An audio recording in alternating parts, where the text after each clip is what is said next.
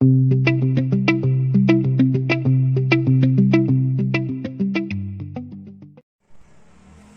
students, today we are going to revise another chapter of economics grade 12 economics, that is money भन्ने chapter पढ्दैछौँ हामी। Money भन्ने chapter चाहिँ exam point of भ्यूबाट एकदमै important chapter हो। अब macro इकोनोमिक्समा एकदमै कम नै थ्योरीहरू छ, अनि यो मनी भन्ने च्याप्टरमा चाहिँ क्वान्टिटी थ्योरी अफ मनी भन्ने थ्योरी छ, फिसर्स इक्वेसन पनि भनिन्छ यसलाई। यो चाहिँ एक्जाममा एकदमै फ्रिक्वेन्टली सोधिरहेको हुन्छ। यो चाहिँ ब्याङ्किङ च्याप्टरको रोल्स अफ सेन्ट्रल ब्याङ्कसँग अल्टरनेटिभली पनि सोधिरहेको हुन्छ यो क्वेसन चाहिँ। मनी भन्ने च्याप्टरमा चाहिँ हामी मनीको इम्पोर्टेन्स, फङ्सन्स र फर्महरू, यसको भ्यालु अफ मनी, अनि इन्फ्लेसन, डिफ्लेसन र यसको मिनिङहरू पढ्छौँ। So let us start with the chapter. फर्स्टमा चाहिँ बार्टर सिस्टम। बार्टर सिस्टम भनेको के हो? कुनै पनि सामान चाहिँ नि सामानसँग सामान साट्ने सिस्टमलाई बार्टर सिस्टम भनिन्छ।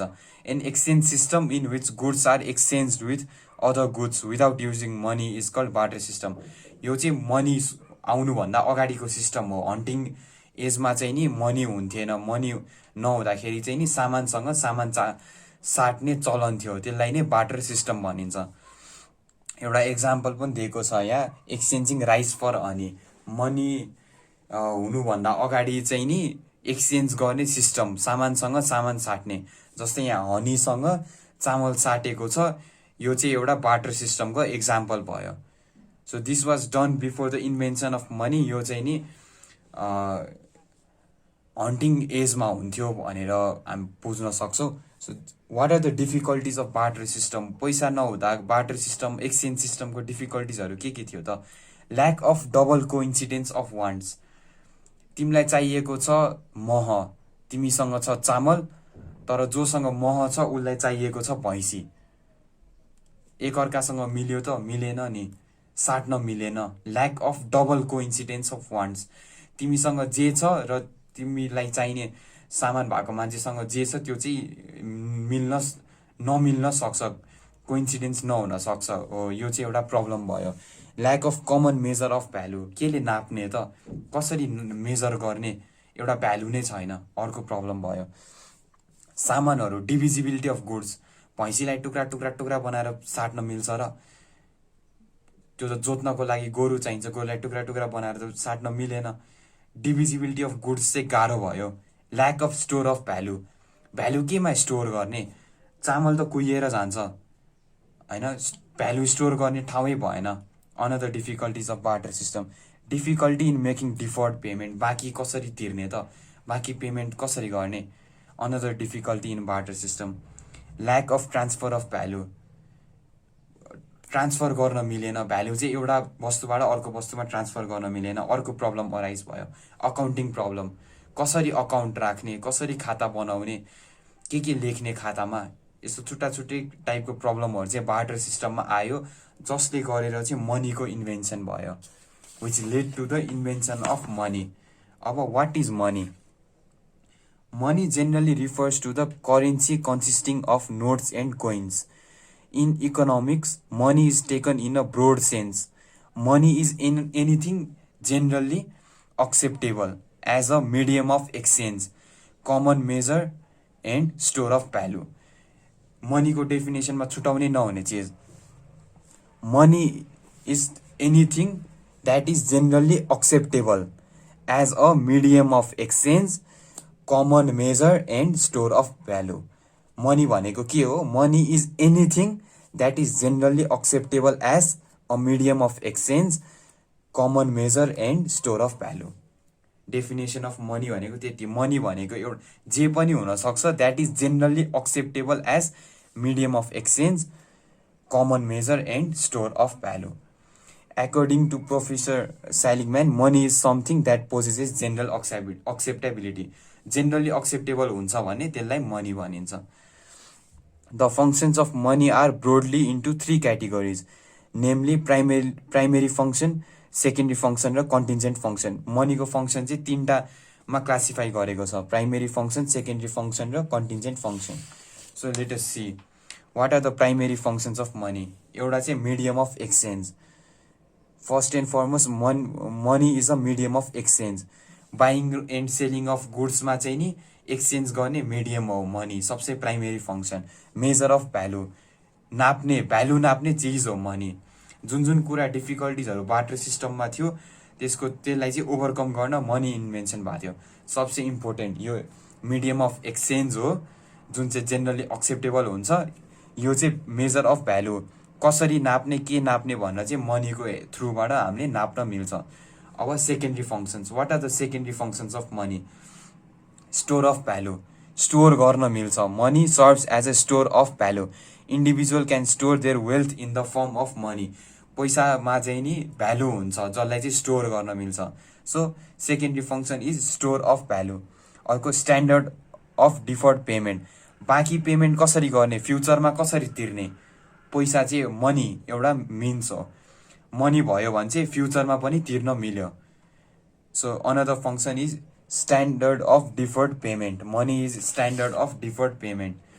ट्रान्सफर अफ भ्यालु, ट्रान्सफर गर्न मिल्छ।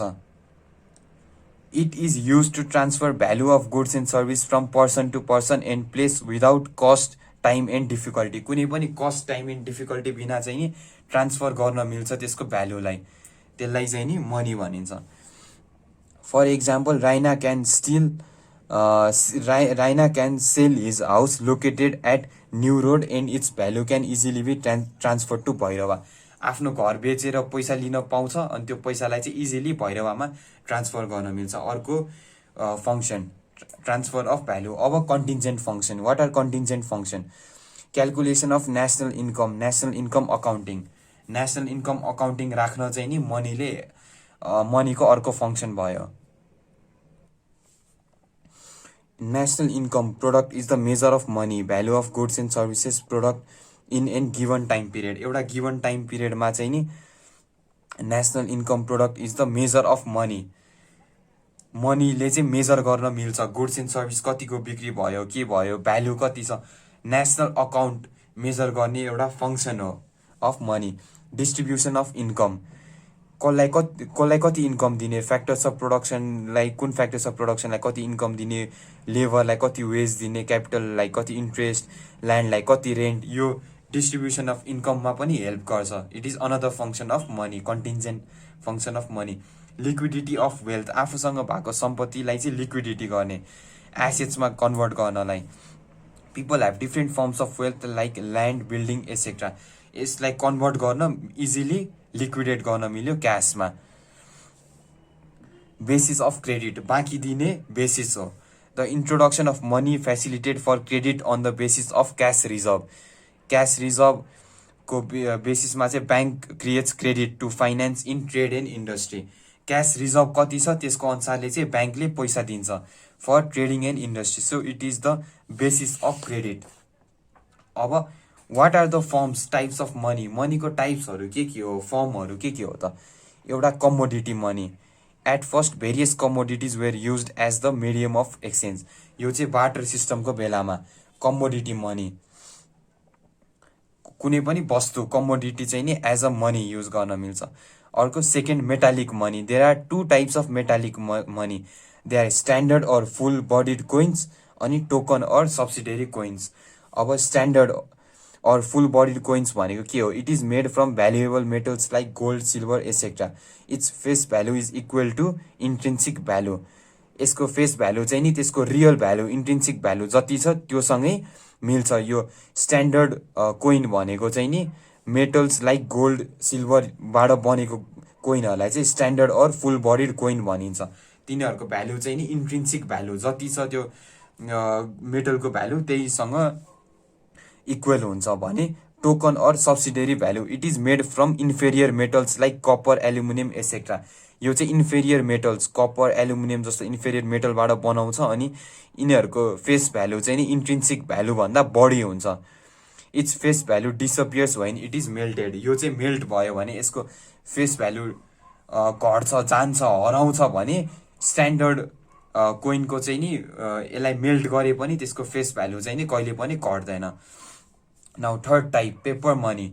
Paper money, money made out of paper is called paper money. एकदमै सजिलो, money made out of paper is called paper. China was the first country to use paper money in the world in the 17th century. China चाहिँ first country रहेछ 17th सेन्चुरीमा paper money use गर्ने। Face value of paper money is more than its intrinsic value. अब वही पेपरको त केही value नै हुँदैन, इन्ट्रिन्सिक भ्यालु, त्यही भएर यसको चाहिँ फेस भ्यालु, पेपर मनीको चाहिँ फेस भ्यालु यसको इन्ट्रिन्सिक भ्यालुभन्दा बढी हुन्छ। There are 4 types of paper money. 4वटा टाइपको पेपर मनी हुन्छ। एउटा representative paper money, 100% reserve of gold or silver is kept in order to issue represented money. कुनै पनि देशले चाहिँ नि पैसा, सेन्ट्रल ब्याङ्कले पैसा इस्यु गर्ने बेलामा चाहिँ नि 100% गोल्ड र सिल्भर चाहिँ नि त्यसको एक्सचेन्जमा राखेको हुन्छ, रिजर्भमा राखेको हुन्छ। त्यसबाट कन्भर्ट गरेर प्रिन्ट गरेको मनीलाई चाहिँ नि रिप्रेजेन्टेटिभ पेपर मनी भनिन्छ। Convertible paper money, this type of paper money is convertible into standard coins at any time at the choice of the holder. जति जुनलाई चाहिँ नि ठाउँको ठाउँ कन्भर्ट गर्न मिल्छ टु स्ट्यान्डर्ड कोइन्स, गोल्ड सिल्भरहरूमा कन्भर्ट गर्न मिल्छ, त्यसलाई चाहिँ कन्भर्टिबल पेपर मनी भनिन्छ। इनकन्भर्टिबल पेपर मनी, जुनलाई चाहिँ नि कन्भर्ट गर्न मिल्दैन त्यसलाई चाहिँ इनकन्भर्टिबल पेपर मनी भनिन्छ। अनि fat money or fiat money, it is issued without any backing of gold and silver. कुनै पनि गोल्ड र सिल्भर नराखिकन चाहिँ नि कुनै मनी बजारमा ल्याइन्छ भने त्यसलाई फियाट मनी भनिन्छ।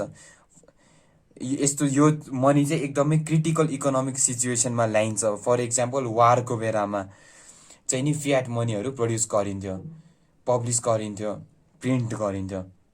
Now bank money or credit money, अब the cheque drawn on demand deposit is called bank money. चेकहरू अनि ट्राभलर्स चेक, ब्याङ्क ड्राफ्ट, यस्तो कुराहरू चाहिँ नि अर्को टाइप अफ मनी जसलाई चाहिँ bank money or credit money भनिन्छ। So what are features or characteristics of money? मनीको क्यारेक्टरिस्टिक्स अथवा फिचरहरू चाहिँ के हो त? फर्स्टमा it is generally acceptable. Money is generally acceptable, यो चाहिँ जहाँ पनि एक्सेप्टेबल हुन्छ। स्टेबिलिटी, मनी स्टेबल हुन्छ, एकदमै चेन्ज हुँदैन, छिटो एकदमै हाइली चेन्ज हुँदैन, यो चाहिँ स्टेबल हुन्छ। पोर्टेबिलिटी, यो चाहिँ बोकेर हिँड्न एकदमै सजिलो हुन्छ। ड्युरेबिलिटी, यो हत्तपत्त च्यातिँदैन, मान्छेहरूले च्यात्दैन, यो चाहिँ ड्युरेबल हुन्छ। डिभिजिबिलिटी, यसलाई चाहिँ इजिली डिभिजिबल गर्न मिल्छ। 5 रुपियाँ, 10 रुपियाँ, 15, 20 अनि त्यसपछि 50, 100 छुट्टा छुट्टै पैसा हुने कारणले यसलाई चाहिँ डिभिजिबल गर्न मिल्छ। यो चाहिँ युटिलिटी पनि हो। अनि यो चाहिँ युनिफर्म हुन्छ, यो चाहिँ एउटै हुन्छ, युनिफर्म हुन्छ। So these are some of the features or characteristics of money. अब explain the importance of money. मनीको इम्पोर्टेन्सहरू के हो त? फर्स्टमा production, money facilitates production by stimulating savings and investment. It helps in capital formation and in mobilising capital. The accumulated capital is mobilise in the production. Money चाहिँ नि production facilitate गर्छ, यसले चाहिँ नि सेभिङ स्टिमुलेट गर्छ, saving गर्न help गर्छ, जुनले चाहिँ इन्भेस्टमेन्ट बनाउँछ अनि क्यापिटल क्रिएट हुन्छ, जसले गर्दा चाहिँ प्रोडक्सन बढ्न जान्छ। Distribution, wage, rent, interest and profit are determined in terms of money. Factors of प्रोडक्सनको चाहिँ नि अब फ्याक्टर्स अफ कुन फ्याक्टरलाई कति प्राइस गर्ने यो डिटरमाइन गर्न, डिस्ट्रिब्युट गर्न चाहिँ मनीले हेल्प गर्छ। So this importance of money. Consumption, मान्छेहरूले कन्ज्युमरहरूले कन्ज्युम गर्न चाहिँ नि मनीको हेल्पबाट गुड्स एन्ड सर्भिसेस किन्छ। So another importance of money is it helps in consumption. Exchange, money facilitates exchange and helps in the development of trade and commerce. Business गर्न, trade and commerce गर्न चाहिँ नि मनीले एक्सचेन्जको भूमिका प्ले गर्छ। It acts as medium of exchange. So it is another importance of money. Public finance, government receives revenue such as tax, fees, fines, etc. in the form of money. The revenue so called is spent in economic development. यो गभर्नमेन्टले चाहिँ नि revenue earn गर्छ in terms of tax, fees, fines etcetera. यो money चाहिँ केमा help गरिन्छ, केमा युज गरिन्छ? इकोनोमिक डेभलपमेन्टमा युज गरिन्छ। So money is used in public finance. It is said that money is a master in a capitalistic economy and it is a servant in a socialistic economy. मनीलाई चाहिँ नि capitalist इकोनोमीमा master भनिन्छ भने socialist इकोनोमीमा चाहिँ यसलाई servant पनि भनिँदो रहेछ। What is value of money? मनीको भ्यालु के हो? Value of money is the purchasing capacity of money relating to the price of goods and services. Value of money भनेको चाहिँ नि त्यसको पर्चेसिङ क्यापेसिटी हो, त्यो पैसाले कति पर्चेस गर्न मिल्छ। The value of money changes over the period of time, it is inversely related with general price level. यो चाहिँ नि जेनरल प्राइस लेभलसँग इन्भर्सली रिलेटेड हुन्छ। भ्यालु अफ मनी भनेको त्यही भएर 1/p हुन्छ, जहाँ चाहिँ बिएम भनेको भ्यालु अफ मनी भयो, पी भनेको जेनरल प्राइस लेभल, 1/p भनेको reciprocal of general price level. So value of money भनेको के रहेछ त? भ्यालु अफ मनी भनेको चाहिँ नि पर्चेसिङ क्यापेसिटी, त्यो मनीले चाहिँ कति गुड्स र सर्भिस किन्न मिल्छ हो, त्यो पर्चेसिङ क्यापेसिटी चाहिँ नि भ्यालु अफ मनी हो। The value of money changes over period of time, value of money चाहिँ नि एउटा सर्टेन पिरियड अफ टाइममा चेन्ज हुन्छ। So it is dynamic, value of money is dynamic concept. अब what is inflation? Inflation भनेको के हो? Inflation is defined as the sustained or continuous rise in general price level of goods and services in the economy. एउटा इकोनोमीमा चाहिँ नि sustained लामो समयको लागि अथवा कन्टिन्युअस प्राइस इन्क्रिज भयो भने त्यसलाई चाहिँ इन्फ्लेसन भनिँदो रहेछ। Rise in price of 1 or 2 goods and services in the economy is not inflation. कुनै पनि इकोनोमीमा एउटा अथवा दुईटा मात्र सामानको भाउ बढ्छ भने त्यो चाहिँ इन्फ्लेसन होइन। तर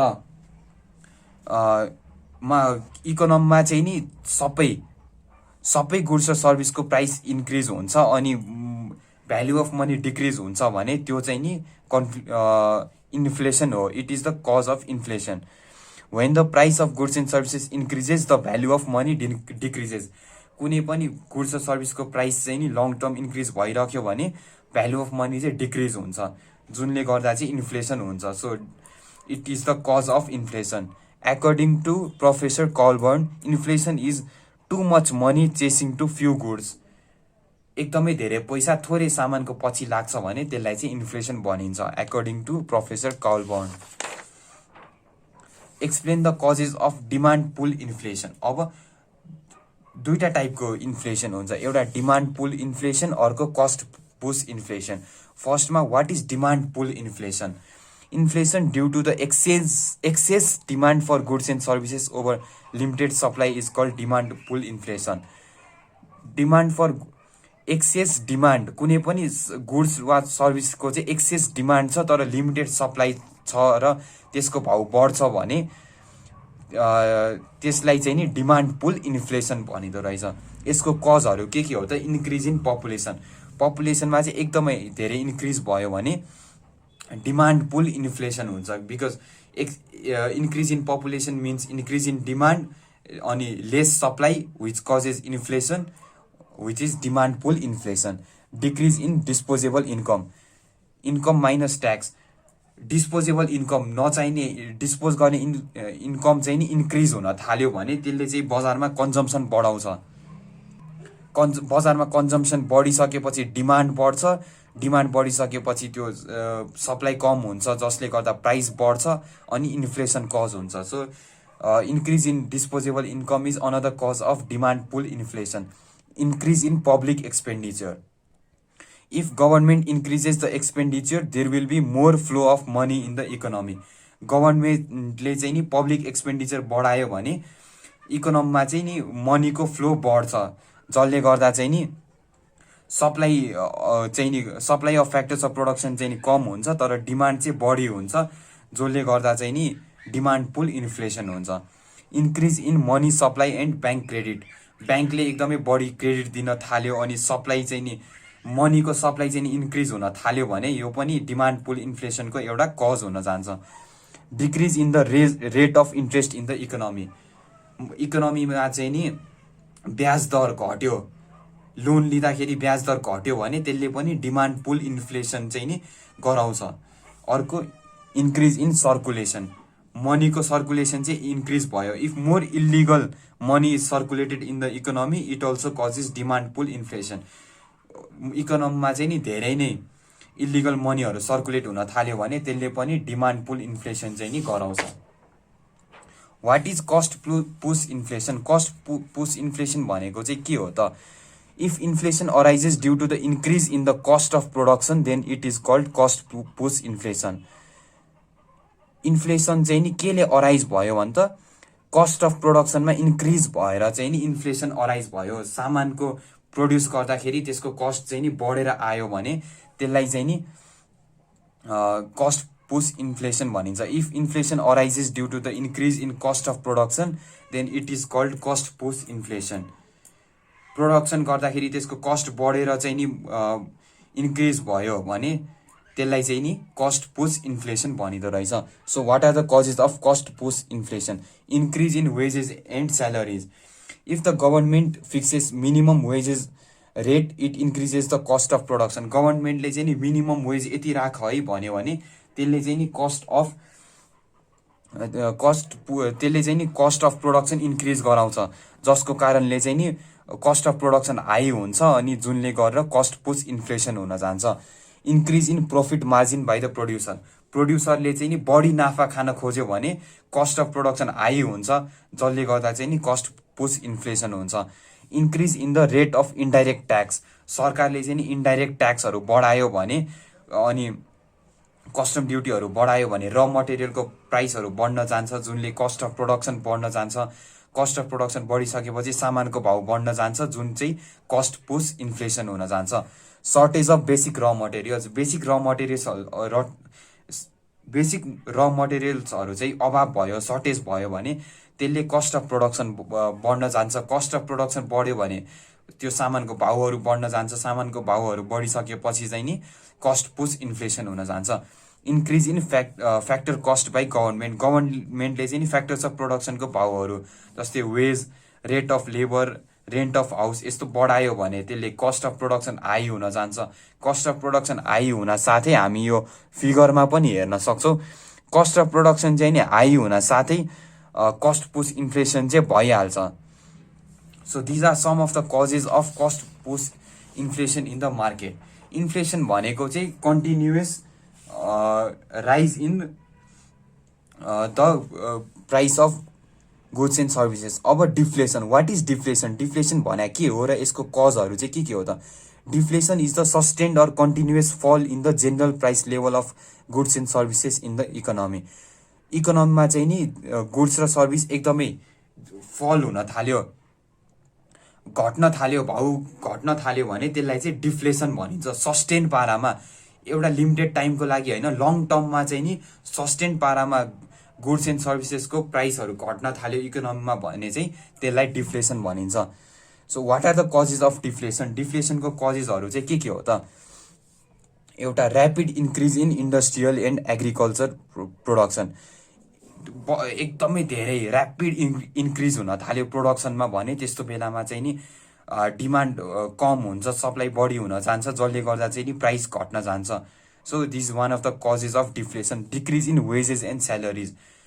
लेबरलाई दिनुपर्ने वेज स्यालेरीहरू घट्यो भने कस्ट अफ प्रोडक्सन घट्न जान्छ, जसले गर्दा चाहिँ नि भाउ घट्न जान्छ बजारमा, जुन चाहिँ कज हुनसक्छ डिफ्लेसनको।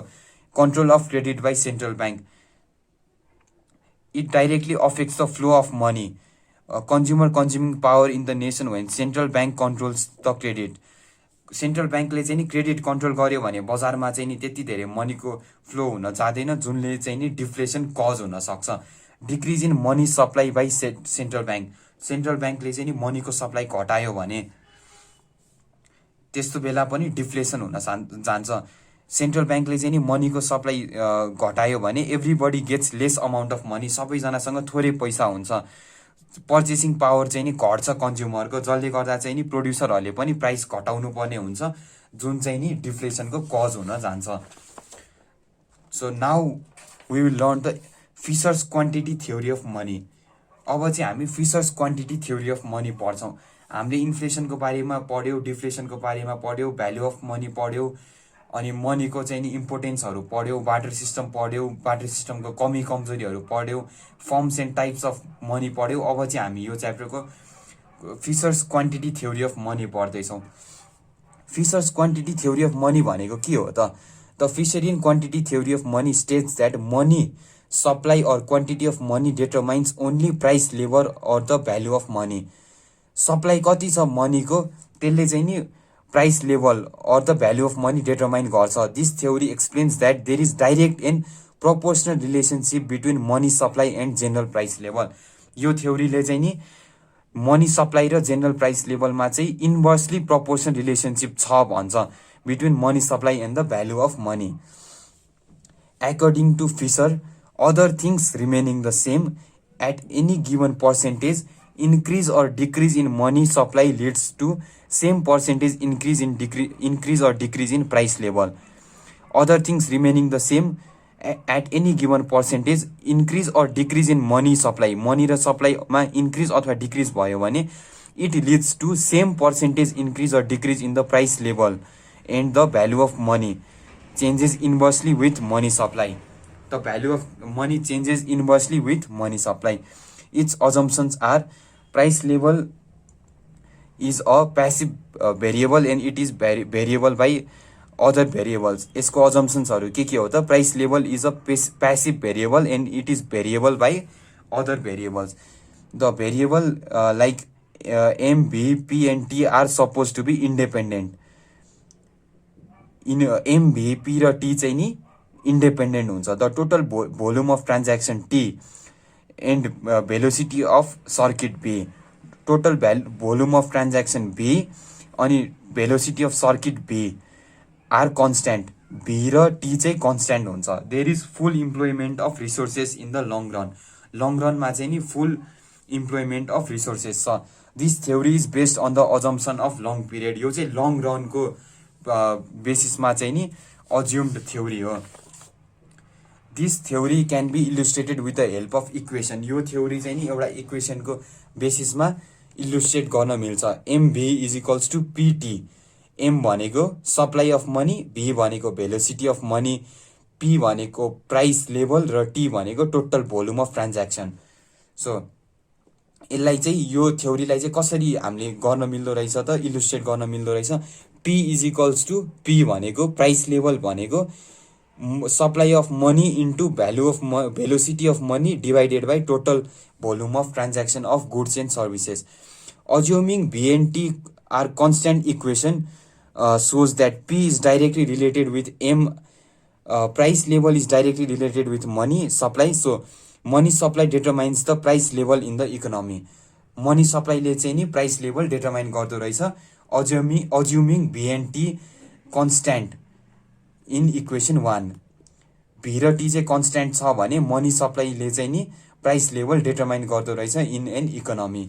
यहाँ हेर्न सक्छौ P is equals to MB plus M1 B1 by T, where M1 is equals to volume of demand, B1 is equals to velocity of bank deposit. Equation 2 also shows that P is directly related with M1, B1, M and B. Equation 2 मा हामी equation 1 मा हेर्न सक्छौ P is equals to MB by T. Equation 2 मा हेर्न सक्छौ P is equals to MB plus M1 B1 by T, जहाँ चाहिँ M1 भनेको volume of demand हो, B1 भनेको velocity of bank deposit हो. Equation 2 ले पनि P चाहिँ directly related छ with price level. Price level चाहिँ directly related छ with the supply of money. माथि पनि supply of money सँग directly related छ, तल पनि supply of money सँग directly related छ भनेर देखाउँछ. अब चाहिँ हामी यहाँ फिगरमा पनि हेर्न सक्छौं. We can see in the figure when money supply is doubled from M to M1, value of money decreases by half from 1 by P to 1 by P1. यहाँ हामी फिगरमा हेर्न सक्छौं M बाट चाहिँ नि M1 मा जति बेला भ्यालु अफ मनी डिक्रिज भएको छ त्यति बेला चाहिँ नि P पनि 1 by P बाट 1 by P1 मा डिक्रिज भएको छ by half. हैन, again when money supply is decreased by half from M to M बाट M2 मा चाहिँ half ले डिक्रिज भएको बेलामा भ्यालु अफ मनी चाहिँ नि increases by double from 1 by P to 1 by P2. जति बेला चाहिँ नि यहाँ M बाट M2 मा भ्यालु अफ मनी डिक्रिज भएको छ त्यति बेला चाहिँ नि 1 by P बाट 1 by P2 मा डबल ले इन्क्रिज भएको छ value of money. Supply of money M half ले घटेको बेलामा डबल भएको छ. यहाँ सप्लाई अफ मनी चाहिँ नि हाफ ले डिक्रिज भएको बेलामा सप्लाई अफ मनी चाहिँ डबल भएको छ. M बाट M1 मा सप्लाई अफ मनी डबल भएको बेलामा 1 by P बाट 1 by P1 मा डिक्रिज भएको छ, आधीले डिक्रिज भएको छ यहाँ डबल भएको बेलामा। यहाँ चाहिँ नि आधीले डिक्रिज भएको बेलामा मनी सप्लाई आधीले डिक्रिज भएको बेलामा भ्यालु अफ मनी चाहिँ नि डबलले इन्क्रिज भएको छ। हामी यो फिगरमा क्लियरली हेर्न सक्छौँ तल माथिकै कन्सेप्टहरू। अब criticism of quantity theory of money. Quantity theory of मनीको क्रिटिसिजमहरू चाहिँ के हो त? फर्स्टमा price level does not depend only upon money supply. Price level चाहिँ नि मनी सप्लाईसँग मात्रै डिपेन्ड गर्दैन। यो चाहिँ क्वान्टिटी थ्योरीले other things remaining the same गरेर अज्युम गरेर मात्रै चाहिँ नि डिपेन्ड भएको हो। Otherwise price level does not only depend on money supply. The variable likes am, V, P and T are not independent. M, V, P र T यिनीहरू चाहिँ नि इन्डिपेन्डेन्ट हुँदैन, they are not independent. Quantity थ्योरीले चाहिँ assume गर्छ they are independent भनेर, तर velocity of money, supply of money, price level, total volume of transaction यिनीहरू चाहिँ नि इन्डिपेन्डेन्ट हुँदैन। Velocity of circulation V and transaction T are not constant. Circulation र ट्रान्ज्याक्सन चाहिँ कहिले पनि कन्स्ट्यान्ट हुँदैन, जुन कुरा चाहिँ यसले अज्युम गरेको छ, which is another criticism of quantity theory of money. Unrealistic assumption of long period. Long पिरियडको चाहिँ अनरियलिस्टिक अजम्सन गरेको छ। अनि फुल इम्प्लोइमेन्ट हुन्छ भनेर पनि अज्युम गरेको छ, जुन चाहिँ एउटा अजम्सन मात्र हो, which is another criticism of quantity theory of money. It fails to explain trade cycle. यो क्वान्टिटी थ्योरी अफ मनीले चाहिँ नि ट्रेड साइकल एक्सप्लेन गर्न फेल हुन्छ, यसले चाहिँ एक्सप्लेन गर्दैन। जुन एउटा क्यापिटलिस्ट इकोनोमीमा चाहिँ ट्रेड साइकल एउटा मेजर कन्सेप्ट हो, जुन चाहिँ यो क्वान्टिटी थ्योरी अफ मनीले चाहिँ इन्क्लुड गर्दैन। So it is another criticism of quantity theory of money. This theory has ignore the demand for money. यसले चाहिँ नि मनीको सप्लाईको कुरा मात्र गरेको छ, डिमान्डलाई चाहिँ नि इग्नोर गरेको छ, which is another criticism of quantity theory of money or Fisher's theory of money. No direct and proportional relationship between M and P. M र पी सप्लाई अफ मनी र प्राइस लेभलको चाहिँ डाइरेक्ट रिलेसनसिप हुँदैन अथवा proportional relationship हुँदैन, यो चाहिँ एउटा अजम्सन मात्र हो। This theory explains that there is direct and proportional relationship between M and P, but in reality it is not found. So रियालिटीमा चाहिँ यस्तो हुँदैन। So these are some of the criticisms of Fisher's theory of money or quantity theory of money. So हामीले चाहिँ quantity theory of मनीको बारेमा पढ्यौँ। Quantity theory of money भनेको के हो हामीले बुझ्यौँ। क्वान्टिटी थ्योरी अफ मनी भनेको चाहिँ other things remaining the same if money supply सँग चाहिँ नि इन्भर्सली रिलेसनसिप हुन्छ अफ भ्यालु अफ मनी, त्यसलाई चाहिँ नि फिसर्स क्वान्टिटी थ्योरी अफ मनी भनिन्छ। हामीले फिगरबाट पनि यसलाई बुझ्यौँ अनि यसको क्रिटिसिजमहरूको बारेमा पनि पढ्यौँ। So this was the money chapter of macro economics.